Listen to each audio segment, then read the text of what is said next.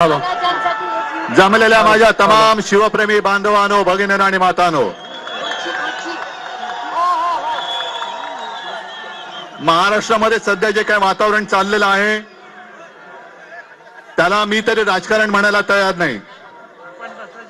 आता येताना ज्याचा उल्लेख नाना आपण केलात, पत्रकारांनी आम्हाला प्रश्न विचारला की शिवद्रोही मंडळी आज रस्त्यावरती उतरलेत आपल्या विरोधात आणि ते असं म्हणतात की तुम्ही म्हणजे आपण राजकारण करता आहात. मी म्हणेन ते करतायत ते राजकारण नाही तर ते गजकरण आहे. शिवसेना प्रमुख जे नेहमी सांगायचे की हल्ली राजकारण म्हणजे गजकरण झालेलं आहे, खाजवत बसतायत, खाजवू दे त्यांना, पण या चुकीला माफी नाही. आणि मुद्दामून आज आपल्या मनातला संताप व्यक्त करण्यासाठी आपण हे जे काही ठिकाण निवडलेले आहे, छत्रपती शिवाजी महाराज आहेत आणि गेटवे ऑफ इंडिया म्हणजे आपल्या देशाचं प्रवेशद्वार, आज याच इथे छत्रपती शिवाजी महाराजांच्या साक्षीने हे जे शिवद्रोही सरकार आपल्या महाराष्ट्रामध्ये बेकायदेशीररित्या घटनाबाह्य पद्धतीने बसलेलं आहे, त्यांना आपण सांगितलं पाहिजे की gate out of India, get out, gate out of India. आणि म्हणूनच आम्ही इथे जमलेलो आहोत. 4 दिवसापूर्वी किंवा परवाच देशाचे पंतप्रधान आले आणि माफी मागितली. अरे माफी नसती मागितली तर तुम्हाला राज्याने शिल्लक ठेवलं असतं काय महाराष्ट्राने? पण माफी मागताना सुद्धा त्यांच्या चेहऱ्यावरती जी एक मगरुरी होती, ती मगरुरी तुम्हाला पसंत आहे का? माफी मागताना नतमस्तक हे नुसतं शब्दात नाही, पण मगरुरीने माफी आम्हाला मान्य नाही. आणि त्याच वेळेला जे काही त्यांच्या व्यासपीठावरती बसले होते त्याच्यामध्ये उपमुख्यमंत्री एक शहाणा, 2-1.5 शहाणे, किती शहाणे मला कल्पना नाही, 1 फुल 2 हाफ, त्यातले 1 हाफ तर हसत होता. तुम्ही महाराजांची एवढी थट्टा करता आणि तुम्हाला काय वाटतं? पहिलं म्हणजे मोदींनी माफी कशासाठी मागितली?